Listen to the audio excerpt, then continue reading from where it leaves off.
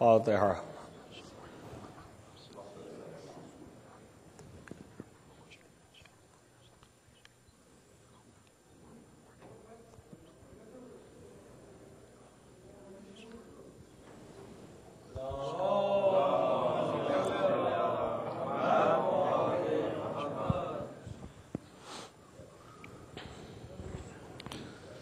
اعوذ باللہ السمیع العلیم من الشیطان اللعین الرجیم،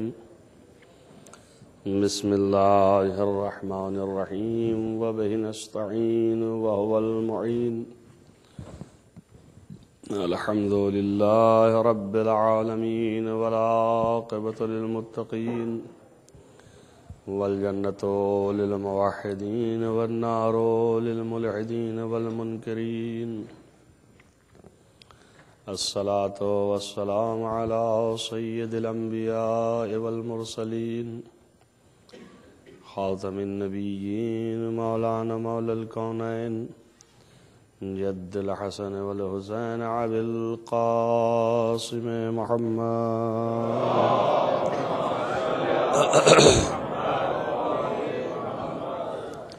ولا سيما على ابن عمه ووزيره ووصيه وخليفته، مطلوب كل غالب، غالب كل غالب، مولانا علي بن أبي طالب،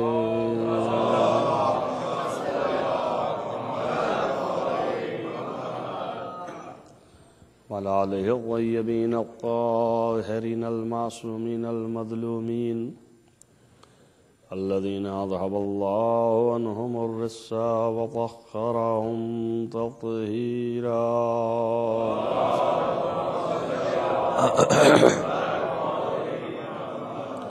ولعنة الله على أعدائهم أجمعين من يومنا هذا إلى قيام يوم الدين.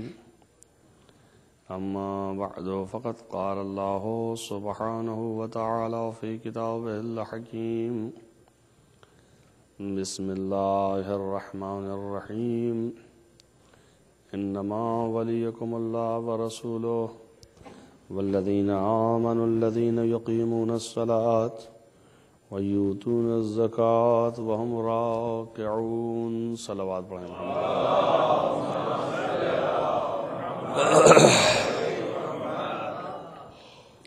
عزیزان گرامی، اس آیہ کریمہ کے ذیل میں اطاعت، بندگی اور ولایت کے عنوان سے مجالس ہوئیں، اور یہ دو مجلسیں اسی عنوان سے باقی ہیں، جو کہ مقطع مجلس ہیں اور مضامین کے اعتبار سے ظاہر کیے وہی مضمون جو گزشتہ آپ کے اذہان تک پہنچائے گئے ہیں، انہی کی تکمیل ہے اس میں۔ اب ظاہر ہے کہ اس ولایت اور حکومت کہ در حقیقت اللہ کی طرف سے یہ حکومت ہے، اور جو ذہنوں میں انسان کے یہ ہے کہ رسول اللہ حکومت کرنے نہیں آئے تھے، وہ ہدایت کرنے آئے تھے، اس کا ازالہ انہی آیتوں سے ہے۔ یہ کوئی فکر نہیں ہے، نہ یہ کوئی افکار ہیں کسی تھنکر کے کہ وہ فٹ کر رہا ہو، بلکہ یہ آیت کے مطالب ہی یہی ہیں کہ اللہ کی ولایت ہے۔ ولایت کے معنی ہیں ہر طرح کے تصرف کے، اور حاکم وقت فقط قوانین کے لحاظ سے تصرف کرتا ہے، یہ دنیا میں ہم نے بنایا ہوا ہے، وَإِلَّا اللہ کی حکومت جو ہے وہ فقط قانونی نہیں کہ صرف قانون نے زندگی اگر ہے تو بس اتنے ہی میں تصرف کرے گا، بلکہ اس کی حکومت ہر ذرے پر ہے، اور تکوین کے اعتبار سے بھی ہے، تشریع کے اعتبار سے بھی ہے۔ یعنی تکوین، خلقت، خلق و کون، اس کے اوپر بھی اس کو حکومت حاصل ہے، اور تشریع یعنی قانون کے دائرے میں، چونکہ وہی تمام مخلوقات کی تمام ضروریات سے آگاہی رکھتا ہے، اس لیے کہ وہی ساری کائنات کا خالق واقعی ہے، لہذا وہی صحیح طریقے سے قانون بھی بنا سکتا ہے۔ زندگی کے رموز، حیات کی ضروریات اور وہ اسرار کہ جن کو بشر جلدی سے درک بھی نہیں کر سکتا، وہ بھی خدا کے ہی اقتدار و قوت میں ہے، لہذا ان اسرار کے پیش نظر اللہ قوانین بناتا ہے، اور قانون کو اپنے نمائندگان کے ذریعے سے اجرا کرتا ہے، جاری کرتا ہے، چلواتا ہے۔ لہذا جتنے بھی انبیاء آئے تھے، شکلیں البتہ الگ ہوتی ہیں، اس سے بحث نہیں ہے کہ مثلاً ایک بلڈنگ بنانا ہے تو ایک آدمی جو ہے وہ لمبا اسٹرکچر دیتا ہے، اس لیے کہ اس کے پاس زمین اسی طرح کی ہے، اور ایک آدمی چوڑا اسٹرکچر دیتا ہے، اس کے پاس زمین اس طرح کی ہے، تو اپنے زمین کے اعتبار سے اسٹرکچرز بدلتے ہیں۔ تو ظاہر ہے کہ حالات بدلنے پر عنوان بدل سکتا ہے، لیکن اصل حکومت ایک ہے۔ ممکن ہے کہ کبھی مختصر لوگ ہوں تو قبیلائی نظام نظر آئے، یہ قبیلے تک کی بات ہے، اس لیے کہ فلاسفہ بھی جو فلسفی ہیں وہ بھی جب بحث حکومت کرتے ہیں تو شروع ہی یہیں سے کرتے ہیں کہ سب سے پہلے انسان اپنی تربیت کرے، اور اپنی تربیت کے بعد اپنے اہل خاندان کی تربیت کرے، بیوی بچے جو بھی ہیں، یہ دائرہ حکومت محدود ہے۔ اور اس کے بعد قبیلہ جب اور بڑا ہوا تو ان کے امور اور ان کے نظام کی تربیت کرے اور تدبیر کرے کہ کیسے ان کے ساتھ زندگی کرنا ہے، کیسے ان کو خود آپس میں زندگی گزارنا ہے۔ تو وہ ایک آدمی اس طرح سے اگر نظام کو تدبیر کرے گا اور تنظیم کرے گا، چلائے گا، تو اتنے دائرے میں ایک نوع حکومت ہے اس کی، اور اس طرح ترقی کے راستے ہیں، اور پھر وہ قبیلائی نظام ہو جاتا ہے، ایک قبیلہ ہے۔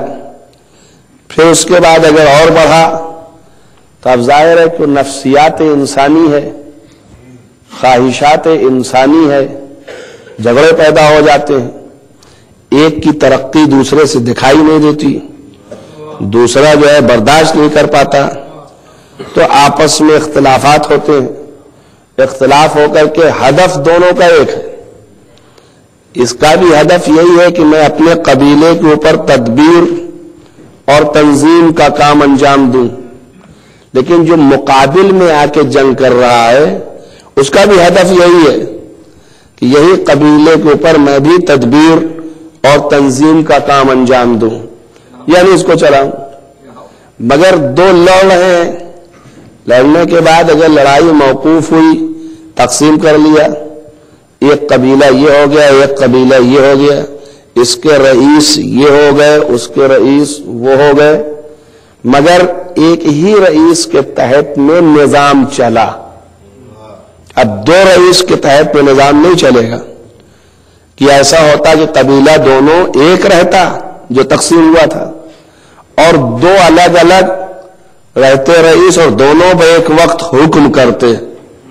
تو کہیں دنیا میں ایسا حکم اور حکومت نہیں دیکھی گئی. تقسیم کر لیا انہوں نے، تھوڑے سے الگ کر لیے، اب یہ ایک قبیلے کی شکل میں آ گئے. اگر زور زیادہ نہیں رہا تو پھر ایسا کیا کہ دیکھیں گے کچھ دن صبر کریں گے، 4 6 10 سال 20 سال، تب تک میں میری اولادیں ہو جائیں گی، میری بیوی ہو جائے گی، میرے بچے ہو جائیں گے، اور ہم ان پر اور ان کے حکومت ان کی ریاست سے ہم دور ہیں. اور اس کے بعد یہ قبیلہ بڑھا تو ایک دوسرا قبیلہ ہو گیا. الخلاصہ یہ ہے کہ پہلے قبیلائی نظام اس طرح سے تھا، اب یہی بڑھتا چلا جا رہا ہے. تو اللہ نے انتظام یہ کیا ہے کہ یہ اختلافات نہ ہوں، یہ حسد نہ پیدا ہو، یہ آپس میں یہ ان کی ترقی نہیں دے سکتے تو اس کی وجہ سے یہ لڑ رہے ہیں، وہ ان کی ترقی نہیں دیکھ سکتے تو یہ لڑ رہے ہیں، یہ چیز نہ پیدا ہو. کیوں؟ اس لیے کہ یہ چیز اس وقت پیدا ہوتی ہے جب دونوں یہ سمجھنے لگے کہ ہم دونوں برابر کے ہیں.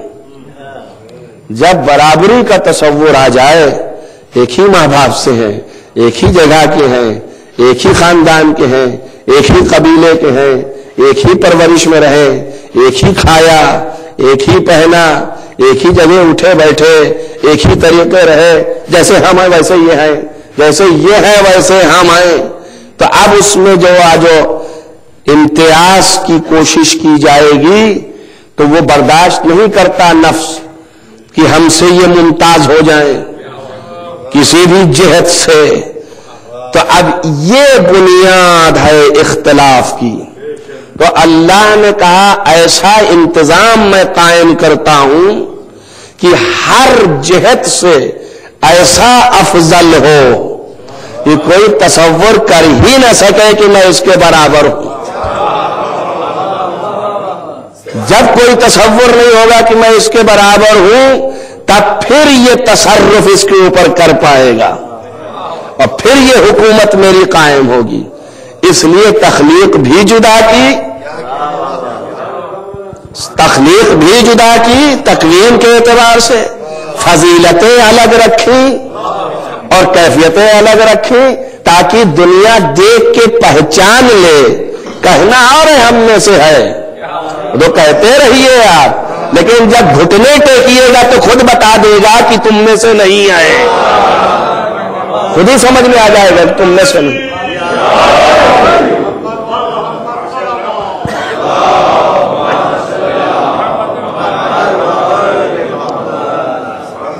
بڑے ایک صلوات پڑھ دیں محمد والا.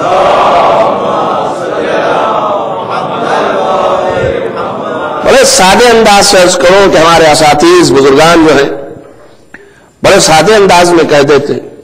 ظاہر مجتہد مجتہد مجتہد کے لفظ سنتے ہیں، آیت اللہ آیت اللہ آیت اللہ مجتہد، لیکن یہ کہ نہیں، میں دوسری بات کر رہا ہوں. ایک صلوات پڑھیں محمد والا.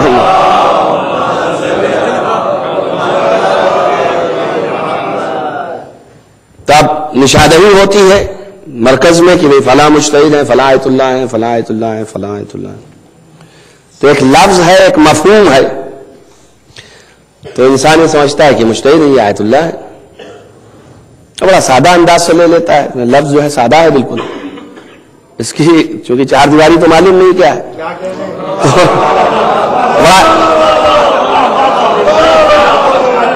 سادہ لفظ. تو بعض بزرگان اساتذہ جو ہیں وہ بڑے سادے انداز سے کہتے ہیں کہ ایسے اندازہ نہیں لگے گا تمہیں کہ میں کیا ہوں، یا یہ کہ کوئی بزرگ کا نام لیا تو کہا کہ وہ کیا ہیں. پہلے درس میں آؤ تب تمہیں پتا چلے گا کہ کیا خبر ہے، یہ کیا ہو رہا ہے یہاں. ایسے راہ چلتے ہوئے کہ وہ فلانے جا رہے ہیں اور آپ نے ایک لفظ استعمال کر دیا ان کا، اچھا جو اتنا بڑا امامہ رکھتا ہو، داڑھی اتنی بڑی ہو اور یہ حیت کا ہو، اس قضائی کا ہو، مثلا وہ آیت اللہ، جو اس کے پاس یہ نہیں ہے تو گویا وہ آیت اللہ، یہ آیت اللہ کی نشانی نہیں ہے. تو سادے لفظوں میں وہ کہتے ہیں کہ اصل ہدف یہ ہے کہ پہلے فعل دیکھو، پہلے آ کے دیکھو کہ یہ نکل کیا رہا ہے. اگر وہاں کچھ نکل رہا ہے تب سمجھ میں آئے گا کہ ان میں کیا فرق ہے اور ان میں کیا فرق ہے. ایسے نہیں سمجھ میں آئے گا آپ کو کہ ان میں کیا ان میں کیا. تو حیات قضائی تو کوئی بھی بنا سکتا ہے, کسی طرح سے ہو سکتا ہے. تو سادے لفظوں میں وہ یہ بیان کرتے ہیں کہ آپ اس طرح تعین نہیں کر سکتے ہیں کہ یہ افضل ہے کہ وہ افضل ہے, یہ بہتر ہے کہ وہ بہتر ہے. وہ تو ان کی چال ڈھال, رفتار, گفتار ان کے درس میں, وہاں درس کی بحث ہے تو درس میں آئیے تو علم ظاہر ہوگا. یہاں جو اللہ نے بنا کے بھیجا ہے ان کے ایسے قوائف بنائے ہیں کہ اگر حیات کی ہر پیچ و خم کی طرف توجہ کرو تو ہر اعتبار سے افضلیت نظر آئے گی. اگر چہرے میں خالی نظر کرو گے تو وہاں پر بھی حسن سب سے اعلیٰ نظر آئے گا. اور اگر رفتار و کردار دیکھنا چاہو گے تو رفتار بھی سب سے افضل نظر آئے گا. ہر طرز اٹھنا بیٹھنا چلنا پھرنا بھی ایسا ہے کہ کائنات میں کسی فرد بشر کا ویسا نہیں ہے. اللہ نے بنایا ہی ایسا ہے. تبھی تو کہا نا, آپ دیکھیں کہ حضرت عائشہ نے نقل فرمایا کہ میری نظر میں کائنات میں کوئی نہیں ہے سوائے حضرت فاطمہ زہرا سلام اللہ علیہا کے کہ جو اپنے باپ کی طرح چلتی ہے. یعنی چلنے کی رفتار بھی کائنات میں کوئی صحابی نہیں اپنا سکا. کوئی صحابی چلنے کی رفتار اور طرز و طریقہ بھی نہیں اپنا سکا. اپنایا تو اسی نے جو ایک ہی نور سے پیدا کیے گئے تھے. کیا فرمایا کہ میری نظر میں ان کے علاوہ اور کوئی ہے ہی نہیں. ان کا مشی جو ہے کہ مشی رسول اللہ, ایسے جیسے رسول اللہ چل رہے ہیں. ہم کہیں گے یہ ظاہری مشی ہے, تم نے ظاہر دیکھا خالص, اے کاش باطن بھی دیکھا ہوتا. جیسے ظاہر میں ان کے قدم رسول کے قدم ہیں ویسے ہی باطن میں ان کا قدم رسول کا قدم ہے. صلوات پڑھیں محمد وآل محمد.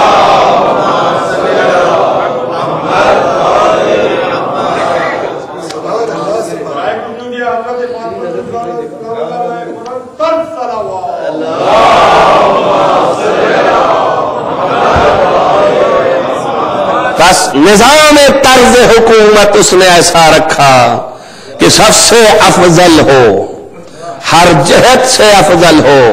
چاہے علم ہو تو علم میں افضل ہو, کردار ہے تو کردار و سیرت میں افضل ہو, عمل و فعل میں افضل ہو, نظام زندگی میں افضل ہو. اور افضلیت کا معیار بہت کچھ ہے, اتنا زیادہ افضل ہو کہ پھر کوئی اس کے اوپر انگشت نمائی نہ کر سکے. ایک بہت بڑے عالم اہل سنت والجماعت کے کہ جن کے اوپر علم عرفان کی بنیاد ہے, ان کا نام ہے ابن عربی. ان کی کتاب فصوص الحکم اور اس طرح کے اور بھی ان کے شاگرد حضرات جو ہیں, ان سب نے مل کے اس بات پر اتفاق کیا ہے کہ افضلیت کا معیار کیا ہوتا ہے. اور یہ آپ کو پتہ نہیں معلوم ہے کہ نہیں معلوم, عرفان جو ایک علم ہے, یہ عرفان کہا جاتا ہے, زبان اس کی فلسفہ ہے, اور بولتے ہیں دقائق و اسرار. بہرکیف تو اس کو آسان کرنا جو بڑا مشکل ہے. ان سب نے اتفاق کیا ہوا ہے صاحبان عرفان نے کہ کون شخص افضل ہو سکتا ہے. اور چونکہ افضلیت نسبت سے ہوتی ہے, یہ ان کی نسبت سے افضل ہیں, وہ ان کی نسبت سے افضل ہیں, تو ممکن ہے کہ وہ ان کی نسبت سے مفضول ہوں, جو کہ اوروں کی نسبت سے افضل ہیں وہ ایک کی نسبت سے مفضول بھی ہو سکتا ہے. تو دائرہ کائنات یہ ہے کہ سب افضل اور مفضول بنتے چلے جائیں گے. کہیں نہ کہیں پر جا کے سرا ٹوٹے گا اس پر کہ ایک ایسا افضل ہو کہ جو کسی سے بھی مفضول نہ ہو, کسی سے بھی مفضول نہ ہو. اور وہ معیار افضلیت جو ہے کیا ہونی چاہیے, تو ان لوگوں نے اتفاق کیا اس بات پر کہ جو شخص اللہ سے زیادہ تر نزدیک ہو، کیسے نزدیک ہو، یہ بھی تاکید کی، قید لگایا، کیسی نزدیکی؟ خالی عبادت کی نزدیکی، رموز کی نزدیکی، یاد کی نزدیکی، ذکر کی نزدیکی، معرفت کی نزدیکی۔ انہوں نے ایک لفظ استعمال فرمائی، کہا تکوین کے اعتبار سے۔ ابھی ہم نے دو لفظ استعمال کیا آپ کے سامنے، ایک تکوین، ایک تشریع۔ تشریع یعنی شریعت و قانون کی بات، اس کا تعلق برین سے ہے فقط، یہ اعتباری ہے، مفہوم ہے۔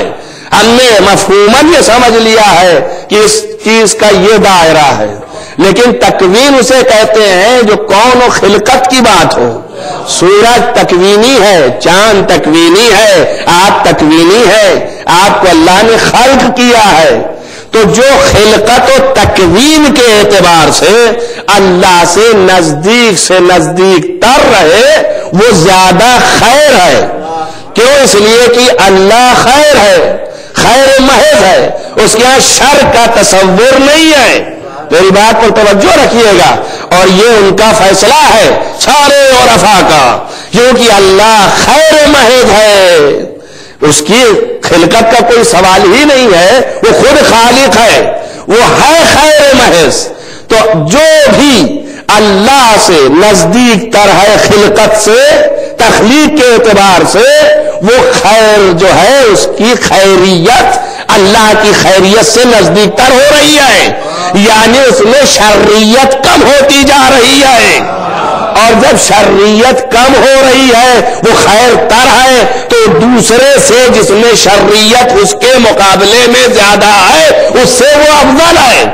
لہذا معیار افضلیت خیریت ہے، اور معیار خیریت تکوینی طور پر اللہ سے نزدیک ہونا ہے۔ اس بات پر اتفاق کر لیا، اور اس کے بعد انبیاء تک پہنچ گئے، آگے نہ بڑھ سکے۔ ان کو یاد نہ تھا کہ ہم جیسے بھی پیدا ہوں گے، وہ بھی کچھ حاصل کریں گے اس سے۔ اگر یہی معیار ہے کہ خیریت جو ہے وہ افضلیت کا معیار ہے، اور خیریت کی بنیاد تکوین و تخلیق کے اعتبار سے جو جتنا اللہ سے نزدیک ہوگا وہ زیادہ خیر ہے، جتنا نزدیک ہوگا، بہن اللہ تو ہو نہیں سکتا ہے، مگر نزدیک جتنا ہوگا اتنا ہی خیر ہے، یعنی چانسز ہے اس میں پھر بھی شر ہونے کا۔ توجہ کریں میری بات میں نے نکالا ان کے خلاف، یہ خلاف ہے ان کے، کہ اس لیے کہ آپ نے یہی کہا نا کہ جو جتنا نزدیک تر ہوگا اتنا خیریت ہوگی، بس اگر تھوڑا نزدیک کم ہے تو شرریت ہے، تو ہم نزدیک بہانے تو ہو نہیں سکتا، بس شرریت ہے۔ لیکن اگر کوئی اسی کے نور عظمت سے پیدا ہو، اس سے خلق کیا گیا ہو، جو اس کے عظمت ہے اور جو اس کا نور ہے، تو اس میں شرریت کا سوال ہی نہیں ہے۔ جب شرریت کا سوال ہی نہیں ہے تو افضل ہی افضل ہے۔ اب کائنات کی کوئی مخلوق چاہے جتنا نزدیک ہو جائے مگر وہ ان کے برابر نہیں ہو سکتی۔ صلوات محمد و محمد۔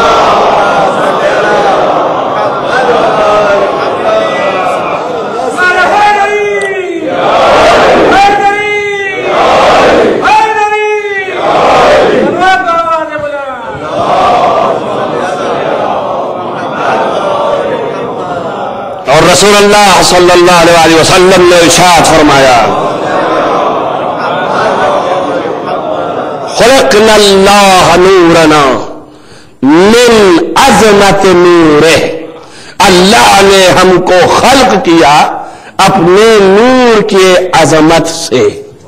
تو اب ظاہر ہے کہ اس کے نور کافی تھا کہنا، بعض روایتوں میں نور ہی طرح ہے، لیکن اس کو چھانٹ کے لایا ہوں میں، اور یہ رسول اللہ کی حدیث ہے، اور اس پر اہل سنت نے بھی قلم فرسائی فرمائی ہے، اس حدیث کو تسلیم بھی کیا ہے۔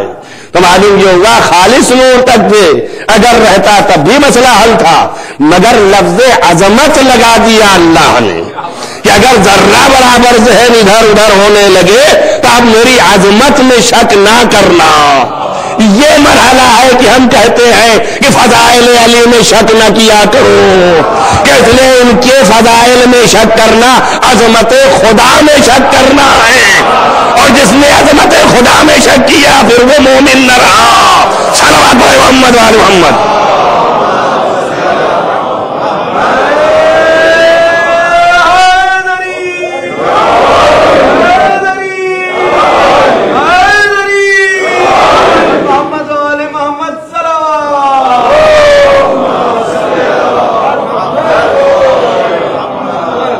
بس نظام تخلیق میں جو سب سے نزدیک و قریب وہ افضل، تو جو پھر تکوینی اعتبار سے عظمت نور الہی سے خلق ہے اس کی افضلیت ہر ایک پر روشن ہے، لہذا جیسی ولایت اس کی ہے۔ اے کاش اگر آپ یہ رمز کو سمجھ لیے ہوتے، یہ نقطہ کہ اس نے لفظ ولی ایک استعمال کیا، دو الگ الگ نہیں کیا، ابھی آتا ہوں کہ کہاں دو کیا ہے، لیکن لفظ ولی ایک استعمال کیا، یعنی جیسی ولایت اللہ کی ہے بعینہ وہی ولایت اس رسول کی ہے، اگر ذرہ بھی دور ہوتے اللہ سے تو ایسی ولایت نہ ہوتی۔ میں کہتا ہوں شاید اسی وجہ سے چونکہ عظمت نور خدا سے خلق ہوئے تھے، لہذا اگر اس سے کم ولایت ہے تو توہین خدا ہے۔ صلوات محمد و آل محمد۔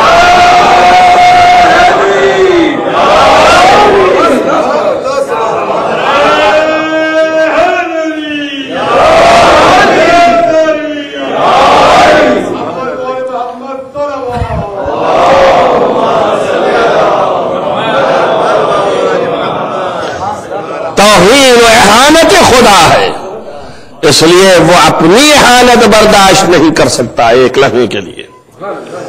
اب یہ بھی ضروری تھا کہ ان کو خلق کرے، بقیہ باتیں انشاءاللہ کل بھی ہوں گی، لیکن یہ بھی ضروری تھا کہ ان کو ایسا بنائے جس کی لم اور وجہ میں نے ابھی تک آپ کے سامنے پیش کی، تاکہ کوئی یہ نہ سوچ سکے کہ حکومت میں میرا بھی حق ہے، حکومت میں میرا بھی حصہ ہے۔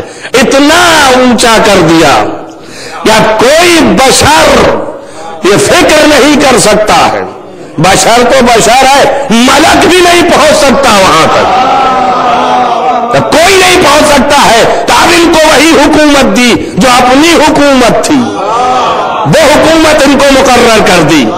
اب جب حکومت وہ دے دی تو اب اس کے بعد فرمایا تین ولایت یعنی حکومت تین، صرف ایک اللہ کی، بعینہ ویسے ہی رسول کی، اور بعینہ ویسے ہی ان مومنین کی جنہوں نے زکات دیا حالت رکوع میں، وہ مومن ہے۔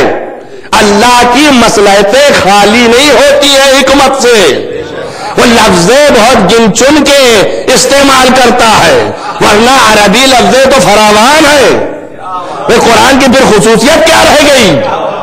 بھئی 28-29 الفاظ جو ہیں 28 عربی کے، وہ تو دور جاہلی میں بھی تھے، یہ تو نہیں کہ اللہ نے فوراً خلق کیا، وہ تو پہلے سے تھے، مگر جو قرآن ہے آج تک کوئی عربی ویسی بن نہ پائی، اور کوئی خصوصیت ہے اس میں، تو وہی خصوصیت اس نے استعمال فرمایا۔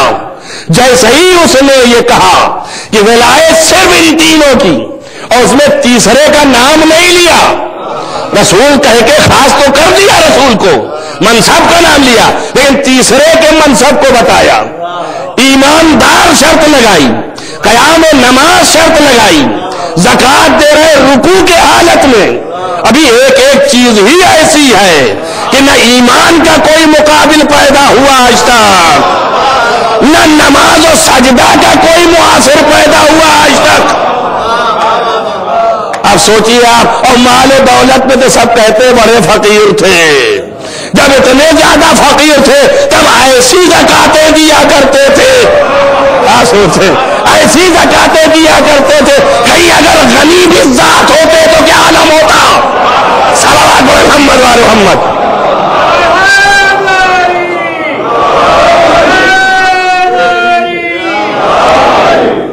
یہ غنی بالعرض ہیں، اللہ کی عطا پہ ہیں، اگر غلیب ذات ہوتے تو پھر ان کی سخا نہ معلوم کہاں ہوتی، کہاں پر ہوتی، کس درجے پر ہوتی، کس عظمت پر ہوتی۔ آپ اندازہ کریں کہ کیسی عظمت اللہ نے رکھی ہے، اور یہ بنیاد رکھ دیا کہ اب یہ شرط ہے تو اب اس آیت میں دھوکہ نہ کھانا کہ یہ اولی الامر کون ہے۔ کہا نا یا ایھا الذین آمنوا اطیعوا اللہ واطیعوا الرسول واولی الامر منکم۔ تب منکم کہنا خطاب ہم سے ہے، تو منکم ہم ہیں، لہذا ہم نے اولی الامر جو ہے وہاں لفظ کیا استعمال کیا ہے، گرچہ مومن میں تم بھی ظاہری آتے ہو لیکن خطاب مومنین سے ہے، تو انہیں مومنوں میں جو اولی الامر ہیں، مومنوں میں کون اولی الامر ہو سکتا ہے؟ جو مومنوں میں اس منزلت کا فائز ہے، اس منزلت پر کہ جس کی کیفیت یہ ہے کہ ولایت الہیہ لیے ہوئے ہیں۔ بھئی مومنوں میں سے تو تھے جو ولایت الہیہ لے رہے تھے، وہ کون مومن تھے؟ جو نماز پڑھ رہے تھے، زکوٰۃ دے رہے تھے حالت رکوع میں، انہی مومن جو ہے وہی مومن اولی الامر ہے، ان کی اطاعت مانگ رہا ہے۔ صلوات محمد وعلی محمد۔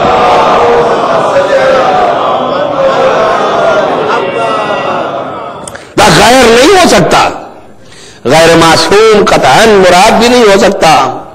اطاعت مانگی ہے اس نے اپنی، اور اطاعت مانگی ہے رسول کی، اور اطاعت مانگی ہے اولی الامر کی۔ اب یہ بات اور ہے، کسی نے سوال کیا تھا، پتہ نہیں وہ آج ہے بھی کہ نہیں ہے، بہرحال جہاں بھی کہیں ہے اگر سن رہا ہے تو اس کا جواب ہے۔ اور چلتے پھرتے لوگ سوال کرتے ہیں، اور ایسے حالت میں کہ جب میں آخری ڈرین ہوا آخری منزل پر ہوتا ہوں تبھی وہ پوچھتے ہیں۔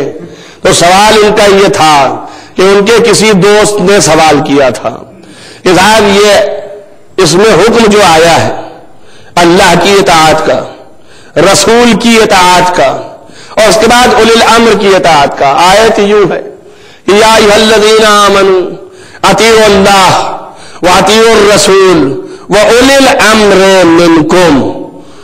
اولی الامر منکم، اس میں نہیں کہا واطیعوا اولی الامر منکم، بلکہ اطیعوا الرسول واولی الامر منکم۔ جیسے وہاں انما ولیکم اللہ ورسولہ کہا اور پھر سے ولی کی لفظ نہیں لے آیا، ویسے ہی یہاں رسول کی اطاعت کے ساتھ ولی امر کی الگ سے اطاعت کی لفظ نہیں لے آیا۔ معلوم ہوا کہ جیسے اطاعت رسول کی واجب ہے ویسے ہی اطاعت اولی الامر کی واجب ہے، ذرہ بڑا فرق نہیں ہے، ایک اطاعت ہے، اس لیے ایک لفظ رکھی ہے اس نے، ایک جگہ پر ایک ہی لفظ استعمال فرمایا، دوبارہ نہیں لایا۔ اب انہوں نے سوال کیا کہ آگے آیت ہے وَأُولِي الْأَمْرِ مِنْكُمْ فَإِنْ تَنَازَعْتُمْ فِي شَيْءٍ فَرُدُّوهُ إِلَى اللَّهِ وَرَسُولِهِ۔ اگر تم کسی چیز میں جھگڑا کر ڈالے تو پھر اس کو لے کے تم پلٹاؤ اللہ کی طرف اور اس کے رسول کی طرف۔ اگر جھگڑا ہو جائے تمہارا کسی چیز میں، جھگڑا کس سے ہوگا؟ دیکھیں خطاب مومنین سے ہے، جھگڑا کس سے ہوگا؟ مومنین میں ہوگا۔ اس کا مطلب مومنین میں اختلاف ہو سکتا ہے، اللہ کے نزدیک ایسا نہیں ہے کہ مومن نہ جھگڑیں گے۔ جھگڑا وہیں پر نہیں ہوگا جہاں پر ہر جہت سے اتفاق ہو، قول سے بھی اتفاق، فعل سے بھی اتفاق، عمل سے بھی اتفاق، ان میں جھگڑا نہیں ہوتا۔ لیکن جہاں قول میں آپس میں اختلاف ہوا، جہاں عمل میں اختلاف ہوا، بس اختلاف جہاں ہوا وہاں جھگڑا ہوا، تنازع پیدا ہوا۔ ہم نے تو یہ کہا تھا، یعنی آپ نے یہ نہیں کہا تھا، یہ کہا تھا، اور جو کر رہے میری بات پر جھگڑا قول و فعل میں اختلاف ہونے سے ہوتا ہے، قول و فعل کے مختلف ہونے سے جھگڑا پیدا ہوتا ہے۔ اور اللہ یہ سنا رہا ہے کہ مومنین میں یہ صفت ہے، معلوم یہ دیا کہ مومن آپس میں اس طرح کے ہیں کہ ایک قول و فعل ان کے نہیں ہیں۔ میں کچھ کہنا چاہتا ہوں، جب مومن آپس میں یوں ہے کہ اس کا ایک قول و فعل نہیں ہے تو مومن کی اطاعت کرنا کیا معنی رکھتا ہے؟ توجہ کریں آپ. تب کوئی ایسا ہو کہ جس کا قول و فعل ہمیشہ اختلاف نہ کرتا ہو. وہ سر اولی الامر ہے، وہ سر اولاد علی ہے کہ جو ایک نے کہا وہی دوسرے نے کہا، جو دوسرے نے کہا وہی تیسرے نے کہا، جو تیسرے نے کہا وہی چوتھے نے کہا، یہاں تک کہ 12 نے ایک کہا اور ان 12 نے وہی کہا جو رسول اللہ نے کہا. صلوات محمد وآل محمد.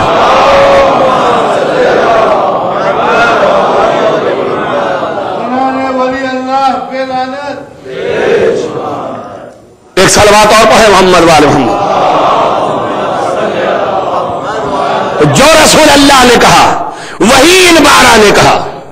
آج تک کی تاریخ میں یہ جملہ آپ بالکل لیتے جائیں اور بیدار ہو جائیں کہ آج تک کی تاریخ میں کسی نے یہ نہیں لکھا کہ جو رسول نے کہا اس کی مخالفت علی نے کی ہو، اور پھر اس کے بعد علی کے بعد 11 جو اور گزرے ہیں آج تک، جو رسول سے 200 سال تک کا بھی فاصلہ رکھتے ہیں، انہوں نے مخالفت کی ہو عمل رسول کی.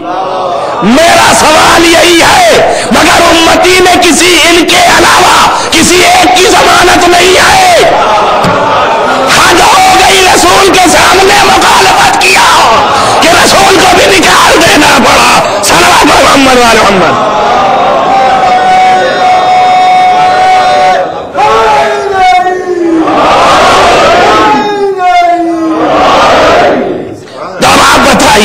جو رسول آنکھوں سے دیکھ رہا ہے کہ ان مومنین میں ذرہ برابر ایسی کیفیت نہیں ہے کہ وہ میرے عمل کے خلاف نہ جائیں، تو کیا وہ قیامت تک کے لیے اپنے دین کو اس کے حوالے کر سکتا ہے؟ توجہ کریں آپ. جو نظروں کے سامنے مخالفت کر رہا ہے تو اب کس کو دے گا؟ اسی کو تو دے گا کہ جس نے ضمانت لینے کی قیامت تک مخالفت نہ ہوگی. صلوات محمد وآل محمد.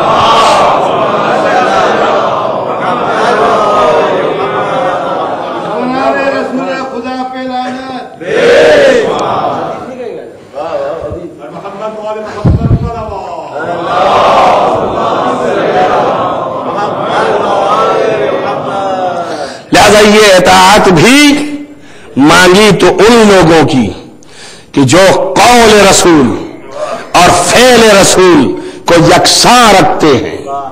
وحدت ہے، اختلاف ذرہ بھر نہیں، کثرت ذرہ بھر نہیں. جو رسول نے کیا ہے وہی کرتے ہیں، جو رسول کہے ہیں وہی کہتے ہیں. اس لیے لفظ اطاعت بھی ایک رکھی ہے. اور یہ آخری بات اور ربط مصائب پر آتا ہوں. اسی لیے اللہ نے ان کو خلق کیا تاکہ ہمارے یعنی مخلوقوں کے درمیان اور اللہ کے درمیان یہ واسطہ ہو سکے. اور یہ بھی یاد رکھیں کہ اللہ کوئی ایسی ذات نہیں ہے کہ اس کے اندر کیفیات طاری ہوں. کیفیت نہیں ہو سکتی. کیفیت کا تعلق مادے سے ہے اور وہ مادہ سے بہت مجرد ہے. لہذا کیفیت طاری نہیں ہو سکتی. کیفیت کیا ہے؟ کبھی خوش ہے تو خوشی ہوتے چلے جا رہے ہیں، کبھی ناراض ہے تو ناراض ہی ہوتے چلے جا رہے ہیں. یہ کیفیتوں کا نام ہے. یہ خواص سے مادہ ہے اور روح مجرد ہے. وہ جب وہ روح مجرد ہے اور اس کا تصور مادے سے نہیں ہو سکتا تو اس کے یہاں غضب و غصہ کوئی معنی نہیں رکھتا. اب جب وہ مجرد ہے تو یہ کیفیت طاری نہیں ہو سکتی. اب اس کے یہاں محبت بھی کوئی معنی نہیں رکھتا کہ وہ تم سے محبت کرے، وہ تم سے غضب کرے، وہ تم سے نفرت کرے. اور یہ بھی نہیں ہو سکتا کہ وہ تم پر ظلم کرے، یہ بھی نہیں ہو سکتا کہ تم اس پر ظلم کرو. کہ اس لیے کہ ظلم جب اس پر تم کرو گے تو وہ مظلوم بنے گا، اور جب مظلوم بنے گا تو خواص سے مادہ ہے. نہ سختی ہے معاملہ. اب پھنسی نہ گاڑی، یہ کیا ہوا؟ اللہ کدھر گیا؟ اب آپ کہیں تو قرآن میں جگہ جگہ پہ کہہ رہا ہے کہ اللہ پر ظلم نہیں کیا انہوں نے. ما ظلمونا، ہم کو ظلم نہیں کیا کم بختوں نے. بل یظلمون علی انفسہم، بلکہ انہوں نے خود اپنے پر ظلم کر لیا۔ تب اس سے استدلال دوسرے ہوتے ہیں، لیکن میں یہ بتانا چاہتا ہوں کہ قرآن جب کہہ رہا ہے کہ ظلم کی نسبت آتی ہے، یا وہاں پر غضب دیکھیے وہ کہہ رہا ہے غضب الہی ہے، وہاں پر دیکھیے کہ جب فرعون نے مخالفت کی تو اللہ نے کہا فلما اسفونا، جب ان فرعونیان نے ہمیں غصہ کر دیا فانتقمنا منہم، تو ہم نے پھر ان سے انتقام لیا۔ اللہ انتقام بھی لے رہا ہے، غصہ بھی ہو رہا ہے، انتقام بھی لے رہا ہے۔ فَأَغْرَقْنَاهُمْ اجمعین، ہم نے سب کو ڈبو کے رکھ دیا یہیں پر۔ تو آپ اندازہ کریں یہ قرآن کے خلاف میں نے کہہ دیا یا یہ سچ ہے؟ استدلال عقلی یہ کہتا ہے، یہ کیفیت ہے، اور کیفیت اس پر طاری ہو نہیں سکتی، کہ اس لیے کہ وہ کیفیت سے پہلے تھا، کیفیت بعد کی چیزیں ہیں۔ اللہ اکبر۔ اور یہ میرے امام رضا علیہ السلام نے فرمایا، جب کسی نے پوچھا کہ مولا یہاں کیا مطلب ہے تعصب کا، کیا مطلب ہے غضب الہی کا، کیا مطلب ہے غصہ کا، تو آپ نے فرمایا میرا خدا اس سے اجل و ارفع ہے۔ کیوں؟ اس لیے کہ یہ کیفیت ہے، اور کیفیت مادے کی خواص ہے، یہ بات کی خلقت ہے، وہ خلقت نہیں ہے۔ توجہ کریں، یہ اس سے اعلیٰ ہے۔ تو اب کوئی بیچ میں ہونا چاہیے کہ اگر وہ غصہ کرے تو خدا کا غصہ بن جائے، اگر وہ نفرت کرے تو خدا کی نفرت بن جائے۔ شاید اسی لیے فرمایا رضا فاطمہ رضا اللہ، صلوات محمد و محمد۔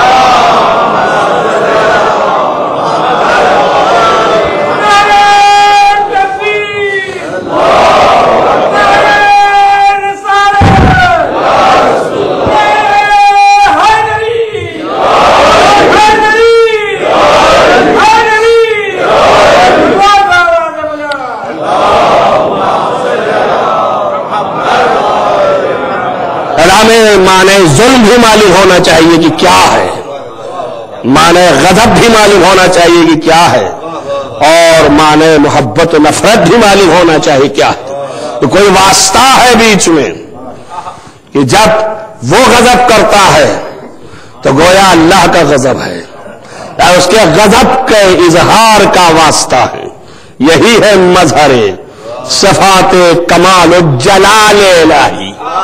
ہم نے دو لفظ استعمال کی تھی، ایک ہے کمال جو قدرت دکھاتی ہے، اور ایک ہے جلال جو یہ دکھاتی ہے۔ جو نفرت ان کی، اس کی نفرت ہے، اس کے ہاں طاری نہیں ہوتا۔ اب ان کو دیکھا کہ یہ نفرت کر رہے ہیں تو اس نے حکم کر دیا جہنم میں ڈال دینا اس کو۔ ان کو دیکھا کہ یہ محبت کر رہے ہیں، حکم دیا جہنم نہیں جنت میں ڈال دے اس کو۔ صلوات محمد و آل محمد۔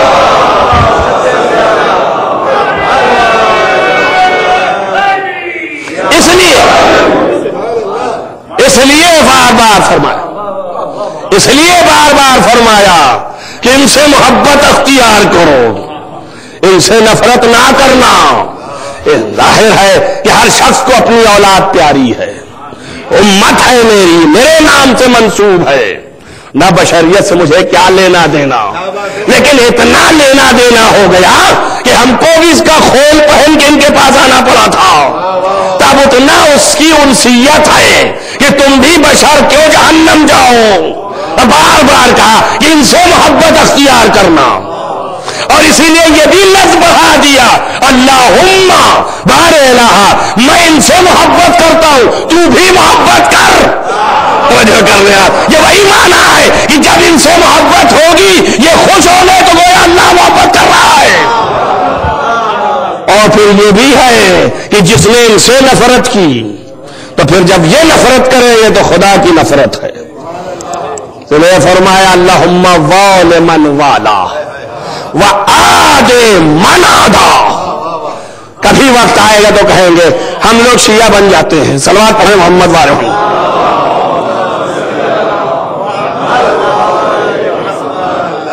اے کاش ہوتے۔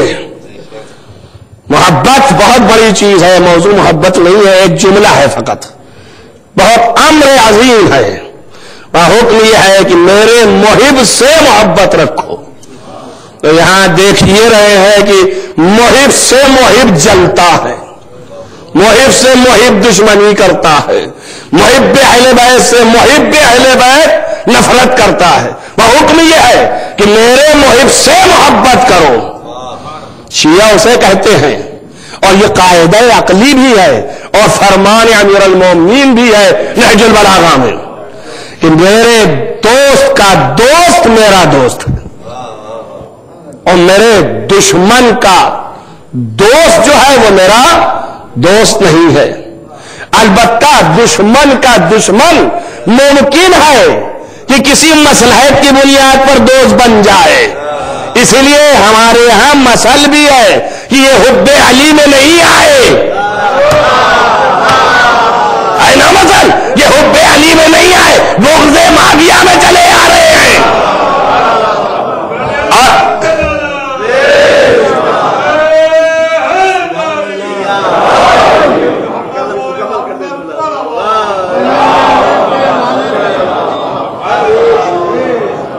تو ہم سب کو اپنی خبر لینی چاہیے, ہم سب کو اپنی پرورش کرنی چاہیے, اپنی تربیت کرنی چاہیے.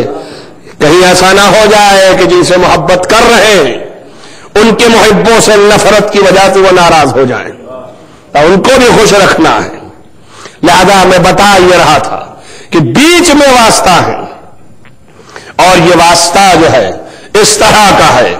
ایک استدلال ظاہری آپ کے سامنے جو لکھا گیا ہے وہ یہ ہے کہ اگر نہیں سمجھ میں آتا آپ کو کہ یہ کیسے واسطہ ہیں, تو اعلی ظاہر مثال ذہن کو نزدیک کرنے کے لیے ہے, یہ ذہن میں رہے, اس کے لیے نہیں کہ بے عینی ایسے ہی ہے بعد میں جا کے سر نہ دھلنا, بلکہ یہ صرف اس لیے ہے کہ ذہن نزدیک ہو جائے.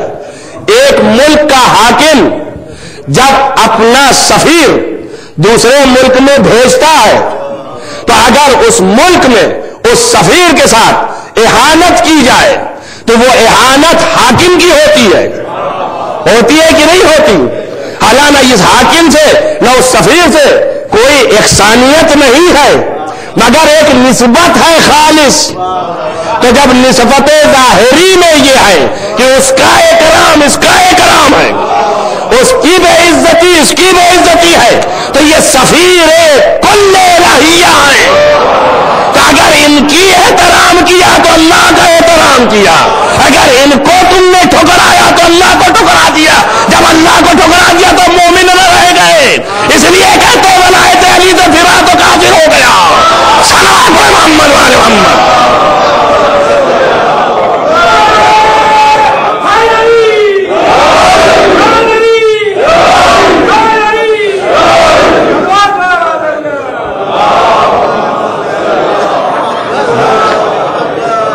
ولایت علی سے پھرا تو پھر اس میں کوئی گنجائش نہیں ہے برابر کہیں سے کھینچتان لانے کی. یہ وجہ ہے. اب آپ اندازہ لگائیں کہ ولایت علی کیا ہے. یہ ولایت الہیہ ہے, اس کی عظمت اس کی بلندی, اور ہر طریقے سے انہوں نے قیام کیا اس کا, اللہ کی اطاعت کر کے, اس کی عبادت کر کے, اور اس کا ٹھیکہ لیا, ہماری زبان میں ذمہ لیا, وعدہ کیا, اور ایسا کیا کہ اگر کائنات کی مخلوق سب مل کر کے عبادت کرے تو بھی وہ عبادت جو اللہ کو مطلوب, جو اللہ چاہ رہا ہے, کسی نے آج تک ادا نہیں کی, کسی نے ادا نہیں کی. ہمارے یہاں ایک سجدے کی قیمت اتنی ہے کہ ادھر سے آواز آئی کہ آج اپنے رب کی طرف, راضیۃ مرضیہ, راضی بھی ہے مرضی بھی ہے, تو خود بھی اور اللہ بھی راضی ہے. یعنی اللہ کو جو عبادت مطلوب تھی خلقت کائنات سے, وہ حسین نے ایسی پوری کی ہے کہ اب کائنات میں کوئی عبادت اس کا بدل نہیں بن سکتی. عزیزان گرامی, یہ عظیم عبادت ہے, اس عبادت کا کوئی ذرہ برابر مثل نہیں ہے, نظیر نہیں ہے. الہی سبحان قدوس آخری سجدہ ایسا انجام دیا ہے، مگر بہن جو دیکھ رہی ہے وہ نظر عجیب ہے۔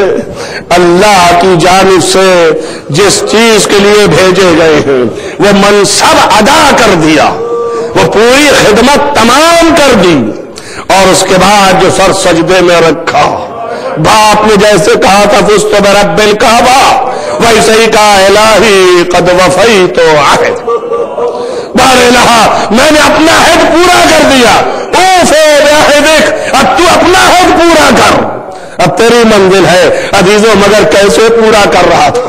کیا آپ سوچ رہے ہیں کسی سائے میں تھا، شدت تمازت کی دھوپ تھی، 3 دن کا پیاسا تھا، بھوکا تھا، مظلوم تھا، کوئی سامنے نہ تھا، کوئی نہ دائیں تھا نہ بائیں تھا، اور ایسا مظلوم کہ تیروں سے چھلنی تھا بدن، اور چاروں طرف اس کے بعد بہن دور سے دیکھ رہی ہے کہ ایک ظالم ہے جو چھتر دیے کھڑا ہوا ہے۔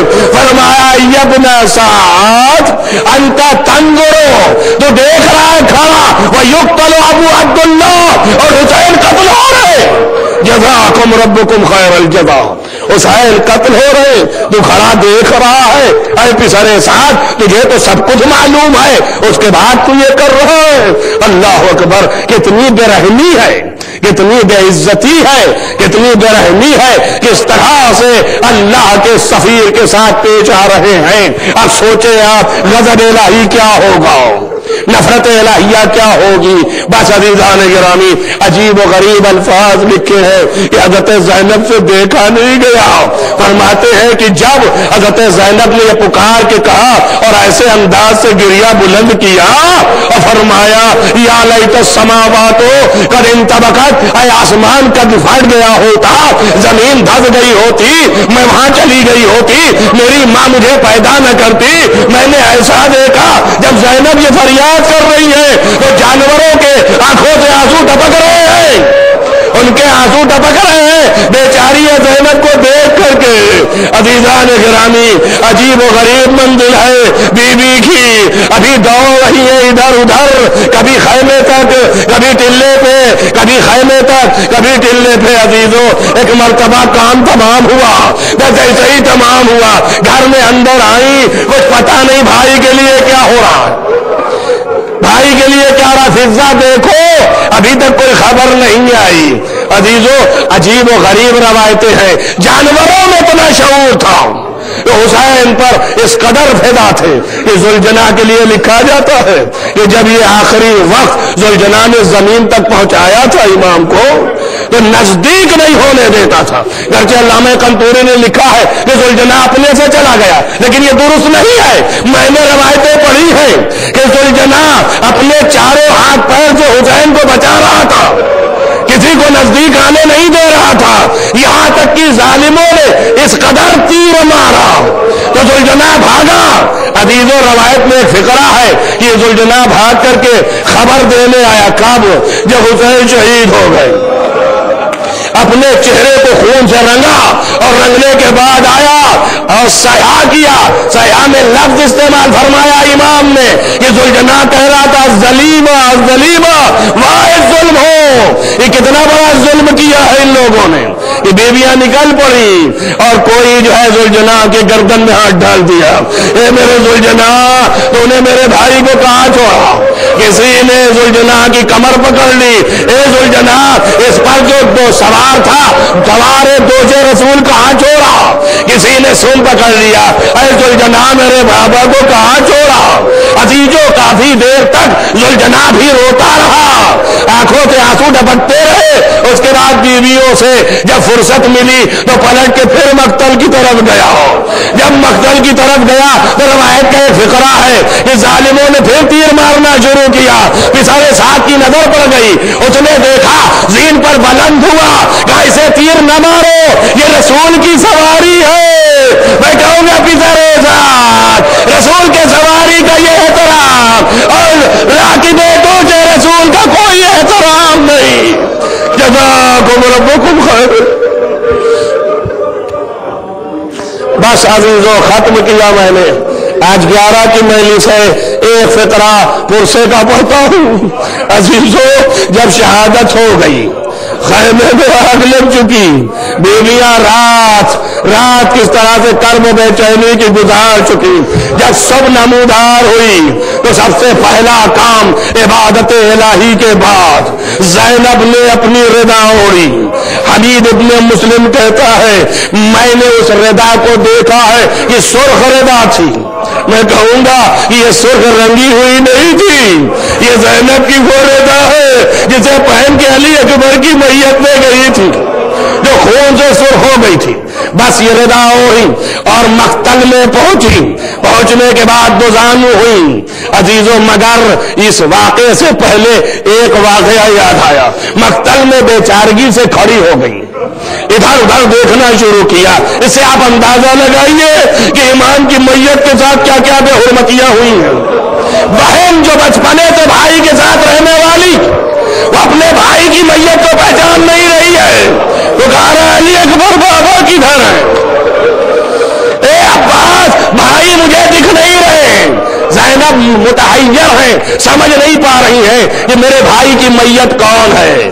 عزیزان گرامی، ایک مقتل میں میت ہے، زینب کا خیال بھی یہی ہو رہا ہے کہ شاید یہی میت ہو، مگر ایک بارگی دیکھا کیا دیکھا کہ چند پرندے جو کبوتر ہیں وہ نہر فرات سے اپنے منکاروں میں پانی بھر کے لاتے، اور وہ پانی حسین کے کٹی ہوئے گلے پر ٹپکاتے ہیں۔ جیسے ہی دیکھا زینب نے کہا انت اخی، کیا تو ہی غریب میرا بھائی ہے؟ اور میت پر گر پڑی اور ایک مرتبہ دوزانو ہوئی، ہاتھوں پہ اٹھایا اللہم تقبل هذه القربان، بارے لہا یہ ہمارے بیت کی طرف سے قربانی کو قبول فرما۔ اللہم انی اسألک بحق فاطمة وعبیہا وبالہا والسر المستودع فیہا ان تصلی علی محمد وعلہ۔ اللہم انی اسألک بحق فاطمة وعبیہا وبالہا والسر المستودع فیہا ان تصلی علی محمد وعلہ۔ بارے لہا تجھے واسطہ ہے محمد وآل محمد کا، آب و گناہان کبیرہ و صغیرہ عفو فرما، نیک اعمال کی توفیق عنایت فرما۔ بارے لہا جہاں جہاں بھی محبان آل محمد ان کو حفظ و امان میں رکھ، روضہ مقدس کی حفاظت فرما۔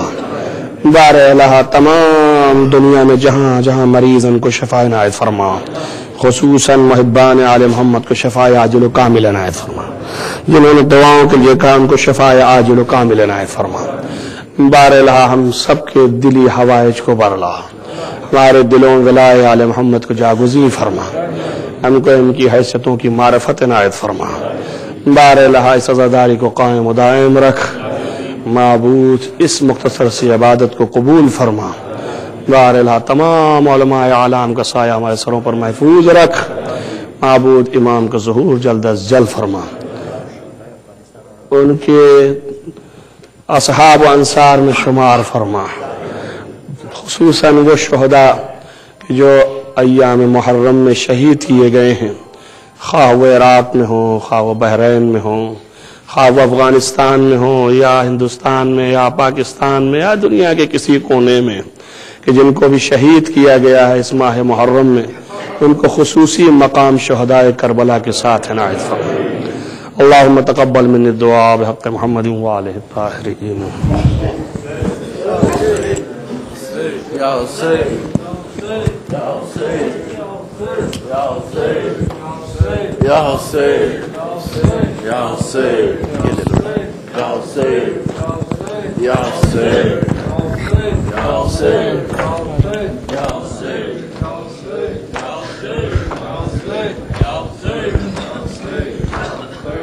Hussein, Ya Hussein, Ya Hussein, Ya Hussein, Ya Hussein, Ya Hussein, Ya Hussein, آرام کہاں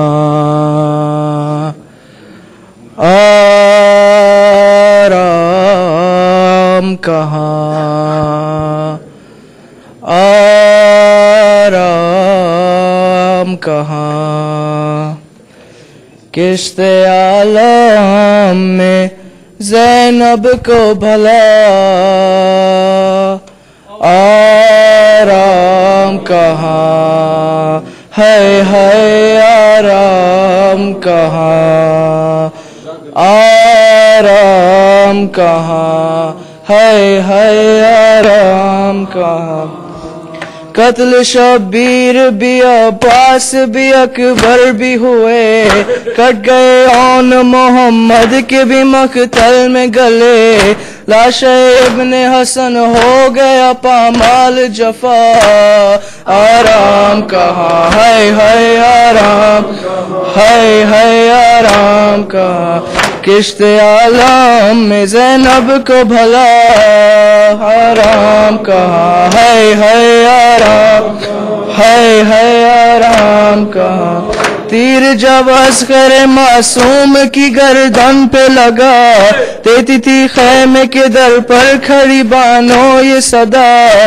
بن تیرے چین ملے کیسے میرے ماہ لکا آرام کہاں ہے آرام ہے آرام کہاں کشت عالم میں زینب کو بھلا آرام کہاں ہے آرام ہے آرام کہاں چھت گئی مشک سکینہ لب دریا افسوس بے کفن خاک پہ شیر کا لاشا افسوس پیاس بچوں کا کوئی چاہنے والا نہ رہا آرام کہاں ہے آرام کہاں ہے آرام کہاں کشت عالم میں زینب کو بھلا آرام ہے آرام کہاں ہے آرام کہاں چھن گئی سر سے ردا جل گیا اسباب تمام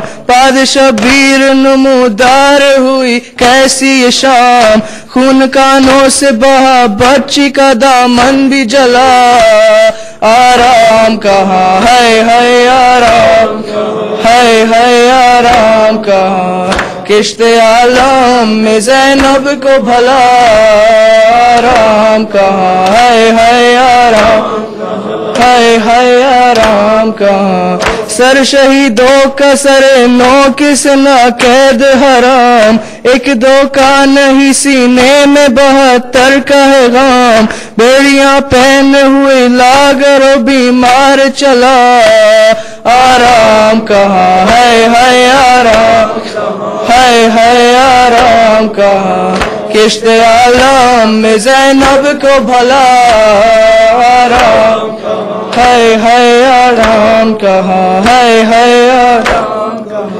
رو رو کہتی تھی سکینہ میرے امو آؤ مجھ کو نہیں مار لئی آ کے انہیں سمجھاؤ کیوں نہیں سنتے ہو دیتی ہوں تمہیں کب سے صدا آرام کہاں ہے آرام کہاں ہے آرام کہاں کشت عالم میں زینب کو بھلا آرام ہے آرام کہاں ہے آرام کہاں قافلہ جاتے ہیں اب شام کے بازاروں میں چلتے ہیں اہل حرم ظلم کے انگاروں میں ہر قدم ہوتی ہے بیمار پر ایک تازہ جفا آرام کہاں ہے آرام ہے آرام کہاں کشت عالم میں زینب کو بھلا ہے آرام کہاں ہے آرام بچ جو خاک پہ گرتے ہیں کچل جاتے ہیں غم سے دل ماؤں کے سینے سے نکل جاتے ہیں کوئی سنتا نہیں بیواؤں کی فریاد فغا آرام کہاں ہے آرام کہاں ہے آرام کہاں کشت عالم میں زینب کو بھلا آرام کہاں ہے آرام ہے آرام کہاں یا حسین یا حسین یا حسین زینب کو ماں کا فرما پردیس میں رلائے، زینب کو ماں کا فرما پردیس میں رلائے، زینب کو ماں کا فرما پردیس میں رلائے، زینب کو ماں کا فرما پردیس میں رلائے، پیاسے کو کیسے پانی پیاسی بہن پلائے، زینب کو ماں کا فرما پردیس میں رلائے، زینب کو ماں کا فرما پردیس میں رلائے، بابا تو کربلا میں اس کے شہید ہو گئے، بازو کٹا کے چاچا دریا پہ وہ بھی سو گئے، اب کون جو سکینہ کو شمر سے بچائے، زینب کو ماں کا فرما پردیس میں رلائے، زینب کو ماں کا فرما پردیس میں رلائے، یارا کسی کی بیٹی نہ ایسے ہو ستائی، نہ سامنے بہن کے ہو قتل کوئی بھائی، پیاسے کا گھر نہ کوئی پردیس میں جلائے، زینب کو ماں کا فرما پردیس میں رلائے، زینب کو ماں کا فرما پردیس میں رلائے، ڈھونڈا بہت ہے شان صحرا میں ابن شبر، قاصد کو جب سمیٹا بولے حسین رو کر، یہ لاش لے کے خیمے شبیر کیسے جائے، زینب کو ماں کا فرما پردیس میں رلائے، زینب کو ماں کا فرما پردیس میں رلائے، احمد کی بیٹیوں کے بلوے میں سر کھلے ہیں، سر کو جھکے عابد خاموش چل رہے ہیں، سجاد کی اسیری کائنات کو رلائے، زینب کو ماں کا فرما پردیس میں رلائے، زینب کو ماں کا فرما پردیس میں رلائے، پرسے کی اس جہاں میں ہر رسم ہے بتاتی، مرتا ہے جب بھی کوئی پرسا ہے دینے جاتی، لیکن غریب زہرا خود پرسا لینے آئے، زینب کو ماں کا فرما پردیس میں رلائے، زینب کو ماں کا فرما پردیس میں رلائے، پیاسے کو کیسے پانی پیاسی بہن پلائے زینب کو ماں کا فرما پردیس میں رلائے.